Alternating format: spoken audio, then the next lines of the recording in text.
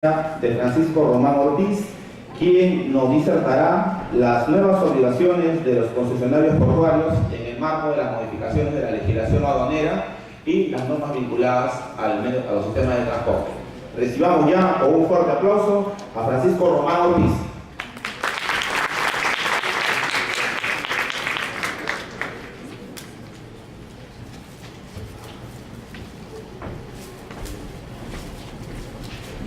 Buenos días. Agradecer primero a Pasi por la invitación, a todos ustedes por acompañarnos en este día. A mí me ha tocado conversar acerca del tema de las obligaciones de los concesionarios portuarios. En realidad este es un tema relativamente nuevo, pero simple a su vez. Realmente los concesionarios portuarios se han convertido en un actor principal en los últimos años en la actividad logística en el Perú, que básicamente es hablar probablemente sobre el puerto del Callao. Cuando trataba de armar la presentación y revisar los temas de las obligaciones aduaneras, en realidad el tema parecía relativamente algo aburrido, sobre todo para la hora y el día. Entonces he tratado de armar, de presentar una historia en la que ustedes pueden identificar el impacto que ha ocurrido a raíz de las concesiones portuarias, de la modernización del sistema portuario en el Perú, y ver cómo ese cambio ha hecho que la administración aduanera, o el Estado en todo caso, entre en un proceso de revisión de todos sus procedimientos, porque efectivamente van a ver que ha habido todo un cambio en el sistema que ha priorizado tipos de despacho, entregas, plazos, que han convertido, como les decía, los terminales portuarios en un elemento esencial, cosa que hasta antes del 2006 probablemente no ocurría. Y esto a raíz de este cambio fundamental, que es la containerización del transporte marítimo. Este es un proceso que obviamente en economías desarrolladas ha ocurrido hace muchas décadas, probablemente a inicios de los 70 básicamente. El contenedor, además, es un invento relativamente antiguo, y como la mayoría de inventos relacionados con los temas logísticos surgen a través de necesidades para las guerras, y el container apareció a raíz de eso probablemente en la Segunda Guerra Mundial. Y en determinado tiempo, probablemente en la década de los 50, en los 60, comenzó a utilizarse como un medio de transporte masivo, y en los 70 se comenzaron a desarrollar los modos de transporte marítimos utilizando la caja, el container, que básicamente lo que hace es un procedimiento, digamos, de producción masiva, como cuando se inventó el modelo Ford, cuando en la construcción de carros, lo mismo ocurrió con el container. El container comenzó a hacer un procedimiento de transporte masivo de mercancías por su simplicidad, y comenzó a ocurrir toda una transformación en el mundo marítimo. Ustedes pueden ver, por ejemplo, en el lado izquierdo, cómo es que la flota de portacontenedores ha ido evolucionando a lo largo de los años. En el lado derecho pueden ver el ratio de containerización o el aumento de la cantidad de TEUs, que son un contenedor de 20 pies, que se han ido, que forman parte, digamos, del comercio internacional. Y es claro que desde finales de 2002 hasta el 2013-14 aproximadamente se transportan aproximadamente entre 400 y 500 millones de TEUs al año. Y abajo hay una estadística que la conseguí con nuestros amigos de Piura en Ecuador, de cómo un commodity relativamente conocido y fundamental en la economía ecuatoriana, como es el plátano, ha pasado también a ser transportado en contenedores a lo largo de los años. Entonces pueden ver que su ratio de containerización en el 2009 creció de 36% al actual en 70%, es decir, cada vez los plátanos pasan por un proceso de embalaje y empaque para después poder ser contenedores, lo que ha permitido que el transporte marítimo abra muchas oportunidades a los productores en Ecuador, mercados a nivel mundial y obviamente rutas marítimas y por medio de necesidades portuarias. En el caso nuestro, de nuestra experiencia, yo trabajo en DP World, el muelle sur que entró en operaciones en el 2008 también ha hecho una transformación en el puerto del Callao, y de ahí pueden ver un par de estadísticas, ¿no? La primera es que el arqueo bruto promedio, digamos a grosso modo es el peso del total de un barco, ha crecido en promedio cerca de 72%, es decir, cada vez vienen barcos más grandes al puerto del Callao. Y del total de la flota o de naves que entran al muelle sur, el 15% son naves superpost Panamá, o sea, naves que hoy no pueden, dentro de poco van a poder pasar por el canal de Panamá, pero que antes no lo podían hacer. Naves que en el Perú hubiera sido un sueño que podían llegar, pero hoy lo pueden hacer, y eso, al igual que en el caso de la containerización de plátanos en el Ecuador, ha abierto muchas oportunidades infinitas a los importadores y exportadores peruanos. Entonces, todo este proceso que en el Perú relativamente comenzó en el año 90 y a partir del 2000 con la legislación que permitió la modernización de los puertos en el Perú, ha implicado que básicamente en el puerto del Callao sean los contenedores los principales elementos de carga de mercancías.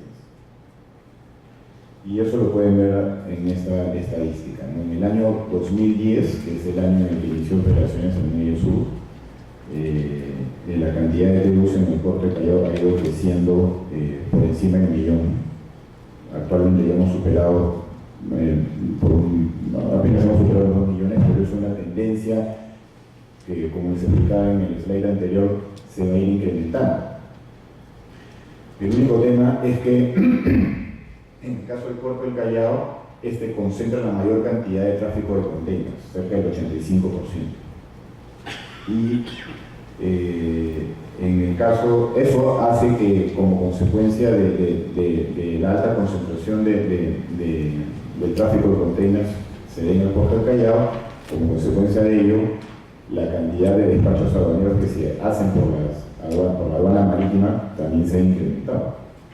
Pueden ver que en el caso de la aduana marítima del Callao, el 72% del valor de las importaciones en términos CIF y el 40% de las exportaciones en valor FOB pasan por la aduana marítima del Callao. Entonces es realmente, por eso decía al principio, hablar de logística, hablar de concesiones, hablar de obligaciones en los puertos, prácticamente nos remite a lo que sucede en el puerto del Callao, porque es la principal entrada y salida para el Perú. Entonces todo este proceso, como les decía, obligó a la modernización de los puertos. Se dio una ley del Sistema Portuario Nacional en el año 2006 que comenzó a fomentar la participación privada en los puertos. Ya había ocurrido una experiencia en el caso de Kisura a finales de los años 90 en el puerto de Matarani, pero como ven con las cifras, el impacto mayor tenía que darse en el puerto del Callao. Y eso ocurrió con la entrada, con la concesión del Muelle Sur en el año 2006, posteriormente con la concesión del Muelle Norte y luego otras concesiones en otras provincias. Básicamente lo que se hace se hace una participación del sector privado a través de un contrato de construcción a 30 años, es lo que permite la actual ley del sistema portuario.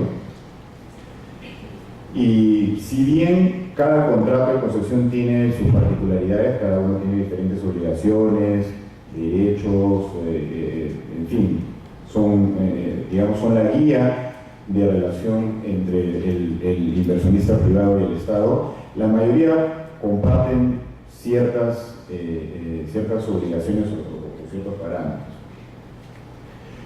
La principal es el desarrollo de infraestructura nueva.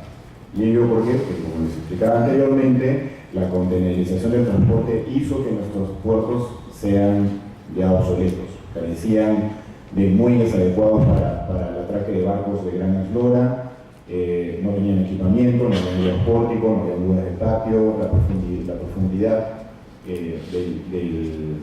del acceso al muelle también era corta, entonces todo ello requería una inversión en capital bastante fuerte.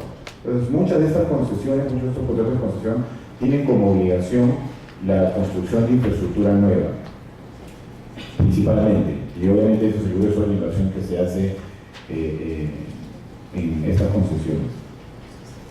Otro punto importante es los niveles de servicio.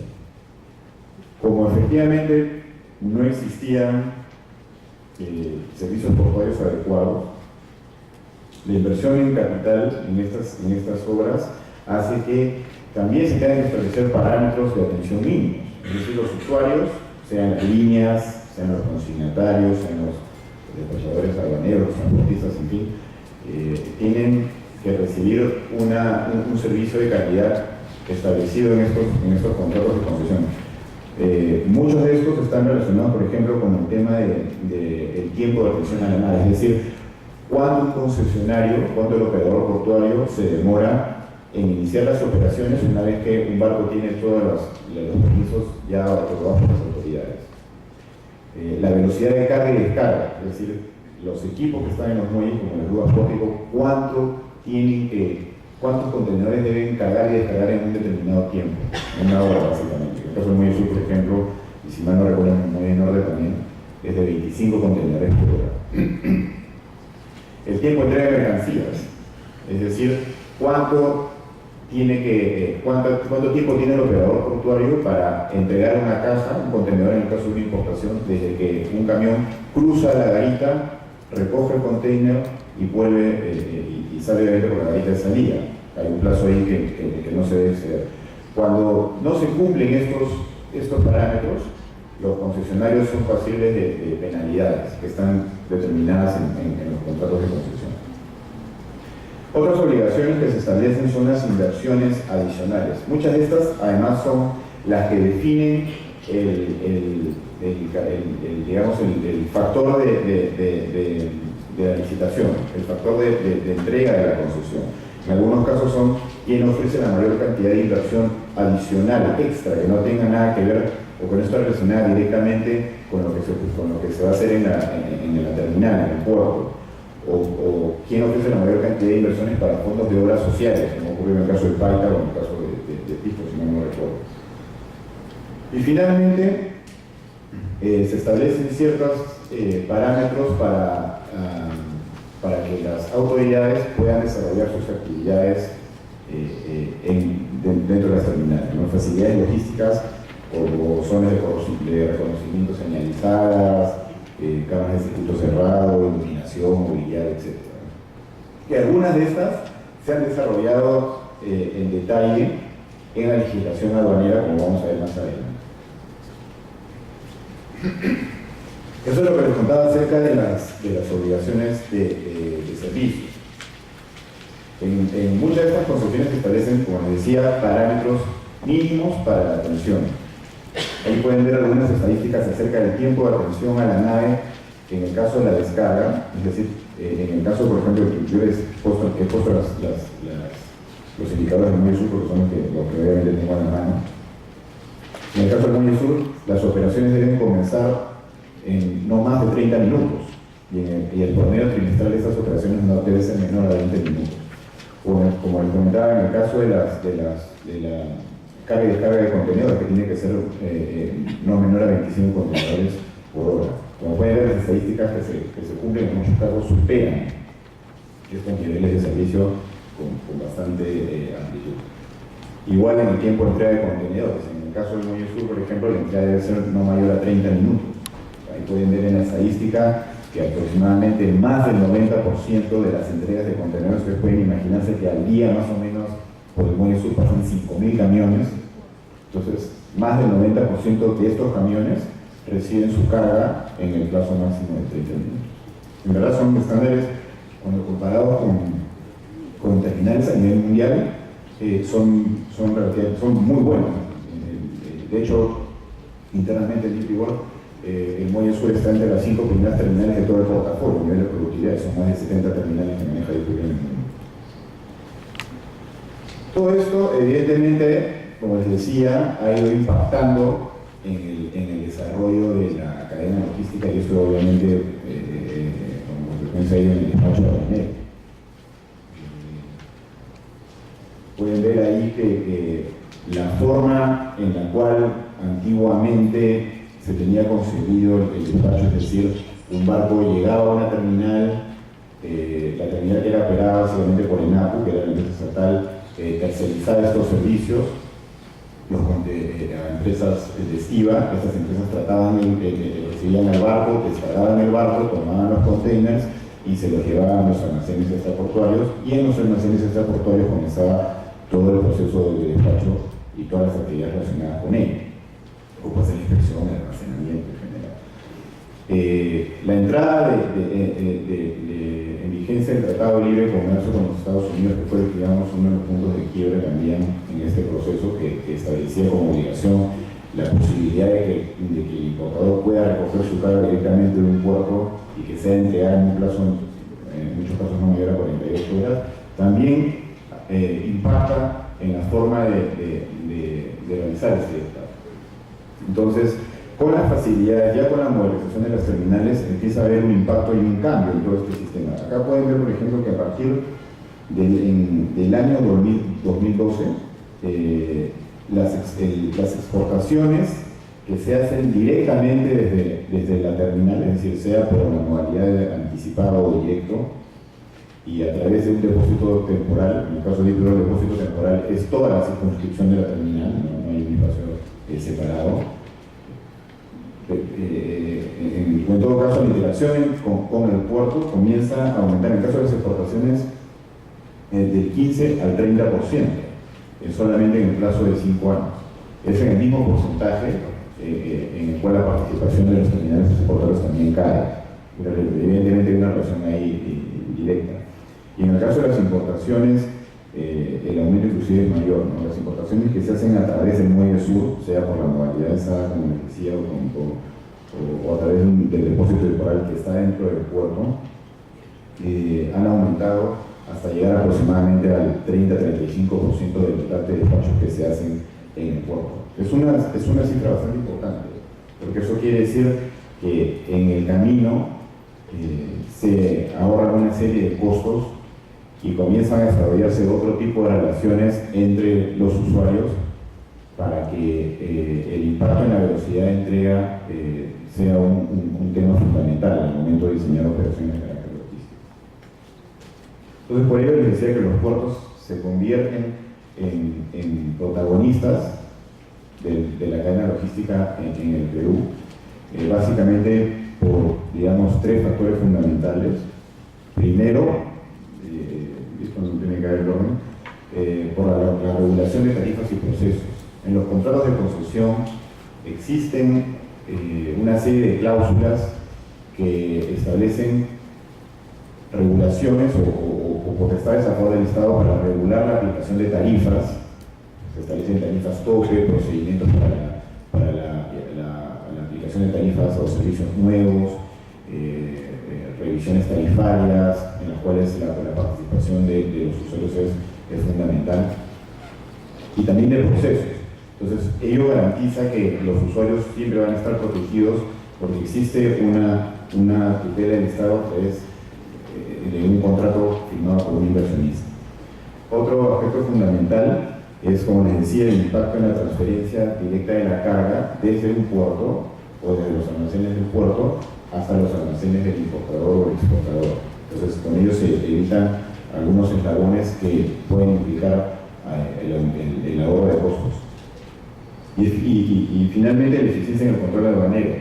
El hecho de que existan oficinas en los concesionarios, en las terminales, que se puedan hacer, que existan áreas, por ejemplo, para la inspección de mercancías, genera toda una dinámica en la cual la velocidad nuevamente forma parte o se convierte en un factor principal para el despacho, porque ya no hay que, como ocurría en el pasado, tener que cuartear a los funcionarios por diferentes oficinas para que vayan al puerto. Ahora ellos están ahí presentes y los usuarios pueden acceder a ellos de manera directa. Entonces, los procesos aduaneros se van adaptando como consecuencia de ello. En el caso de la Ley General de Aduanas, la vigente se da posterior a las concesiones en realidad, y es por eso que después vamos a ver que hay algunas cuestiones que puedan, digamos, causar discrepancias en la interpretación legal, como consecuencia de la existencia de un contrato firmado con anterioridad a una ley. Pero el tema, o el punto es que las concesiones, en el caso del Muelle Sur, en junio del 2006, comienzan a tener este impacto que hacen que, con el inicio del Tratado de Libre Comercio con Estados Unidos, a su vez, se comience a realizar todo el proceso aduanero como se hacía antes. Entonces, en junio del 2008 es que se publica la nueva Ley General de Aduanas. Luego se comienzan a revisar los temas de infraestructura logística en los puertos, en que 2 años después también, en abril de 2012 se concesiona el Muelle Norte, y en junio del 2012 comienza a haber una primera modificación importante, que es el Decreto Legislativo 1122, en el cual se comienzan a reconocer, o la SUNAT, o la Administración Aduanera comienza a reconocer la posibilidad que en ciertos aspectos del proceso aduanero hay información que se puede obtener directamente de los sistemas que utilizan los concesionarios en el puerto, porque ellos son los primeros que reciben la información sobre carga o descarga, directamente de las líneas navieras en este caso. Y es por ello que con la SUNAT hemos venido trabajando directamente para poder ver cómo poder desarrollar este tipo de sistemas. Tenemos un convenio firmado con ellos en el cual nos ha permitido, por ejemplo, que la SUNAT pueda tener acceso directo al establecimiento por ejemplo, de determinar el aforo o determinar el canal directamente en el sistema. Pero el punto es que, y escuché un comentario en el panel anterior, que el Internet o el desarrollo de estos sistemas comienza a tener un impacto en el proceso. Y la SUNAT comienza a entender que efectivamente hay cierta información que no se necesita, hay ciertos papeles que ya no deberían ser parte del proceso y quizás podemos optimizarlos a través de la obtención de información de los sistemas de los concesionarios. Y eso es lo que ocurre con el Decreto Legislativo 1122. Y luego el año pasado se da el Decreto 1235, si mal no recuerdo, con el cual ya la Ley General de Aduanas se enfoca en los temas de infraestructura dentro del puerto o de las facilidades logísticas dentro del puerto. Si bien ello fue como consecuencia de una respuesta por temas relacionados con seguridad, el punto es que se trata de enfocarse en el aseguramiento de la cadena logística a lo largo de ella, siendo que, como han visto anteriormente, el puerto es uno de los actores principales en esto. Y efectivamente les comentaba que existen estas obligaciones de infraestructura también en el Decreto Legislativo 1235, y acá, desde nuestra humilde opinión, comienzan a haber, digamos, las primeras discrepancias, ¿no? ¿Por qué? Porque en un artículo de la ley, que es el artículo 11, se reconoce la potestad del Ministerio de Transportes y Comunicaciones, que es la entidad que regula los puertos, la cual es la que debe establecer y garantizar que estas instalaciones deban contar con ciertos requisitos mínimos, ¿no? Como se lo señalan ahí, ¿no? Contar con instalaciones adecuadas para el desempeño apropiado de funciones, digamos una definición un tanto vaga, que los terminales tienen patios de contenedores o de carga, zonas de reconocimiento, que existan zonas de control no intrusivo. Hasta ahí, digamos, todo bien. Pero luego tenemos el artículo 46 de la misma ley, en la cual establece que, sin perjuicio de las líneas establecidas por las demás entidades, los administradores o concesionarios, aeropuertos y terminales terrestres deben contar con y ahí toda la serie de digamos, de facilidades. Pero por un lado, lo que establezca el MTC, y por el otro, lo que establezca la SUNAT, y con las cuales al final y al cabo estamos trabajando para tratar de afinar un poco ciertos detalles de ahí, de estos requisitos que en algunos casos pueden parecer, digamos, inadecuados, porque pueden intervenir en la forma como se hace la operación dentro de la terminal. Se han establecido después ya a nivel de reglamento otros requisitos específicos de infraestructura, por ejemplo el hecho de que las terminales deben contar con balanzas, con maquinarias y herramientas para el manipuleo de containers, iluminación, como les decía, sobre todo para que las labores de inspección puedan realizarse de noche, sistemas de monitoreo, reconocimiento de datos de containers, registro de personas, en fin.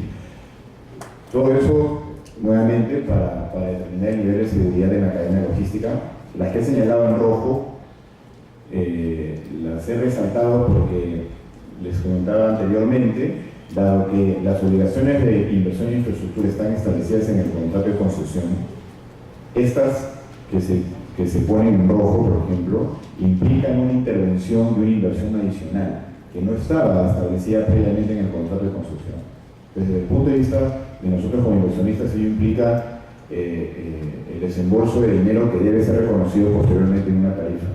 Lo que quiero decir es que, si bien hay un objetivo importante a través de esta legislación, nuevamente, que es asegurar que todo el proceso en el puerto ocurra sin problemas, ello va a implicar probablemente el aumento de costos también dentro del proceso, en algunos casos que serán asumidos por los usuarios, ¿no? Esta es una foto de la terminal actual. Como pueden ver, tiene una serie, nosotros prácticamente cumplimos con una serie de los requisitos ya establecidos en la ley. Ya tenemos, existe un patio de containers, ya hay una zona de inspección, está toda la maquinaria, qué sé yo. Pero lo importante es que el proceso aduanero tiene como, digamos, punto de partida en el diseño esta forma de operar un puerto. Es decir, containers apilados en un patio. Como decía, ya no es necesario tener que llevarlos a un almacén portuario. Sin embargo, hemos tenido que establecer una ficción legal para establecer un almacén extraportuario dentro del puerto. Es una parábola que he tenido, por ejemplo, esta ley. Luego se han establecido otras obligaciones de carácter operativo con estas modificaciones. Les había contado que en uno de los decretos se había establecido la posibilidad que la ciudad pueda obtener la información desde los sistemas del concesionario, y efectivamente a partir de ahí se ha establecido que la transmisión de la información, en algunos casos que era de cargo del transportista, ya no lo sea, siempre y cuando la ciudad pueda acceder a ella. Por ejemplo, es el caso del manifiesto de carga de ingreso o salida, carga consolidada y el manifiesto de cargo consolidado, otros documentos vinculados al manifiesto de carga y actos relacionados con el ingreso o salida de mercancías. En este caso, después ha habido un desarrollo normativo para definir qué son actos relacionados con el ingreso o salida de mercancías, como son la lista de mercancías a descargar o cargar hasta antes de la llegada del transporte, o en caso de la carga, una hora antes inclusive, descarga de las mercancías conforme se realiza, indicando el receptor, el término de la descarga con entrega del último bulto y el registro de salida de vehículos con la carga al momento. Todos estos cambios, en algunos casos, va a implicar que tengamos que hacer modificaciones en nuestro sistema informático, en nuestro sistema operativo, para que la ciudad tenga acceso en vivo a estas operaciones en la medida que van a ocurrir. Y finalmente, para cerrar la exposición, es importante considerar la diferenciación entre operadores de comercio exterior y los administradores y concesionarios de infraestructura y transporte. Esto es un punto importante porque cuando se comenzaron a discutir estos cambios en la ley de aduanas, los últimos, había la posibilidad de que se considere que los administradores o operadores de infraestructura pública sean operadores de comercio exterior. Pero como pueden ver, ello en la práctica no es posible.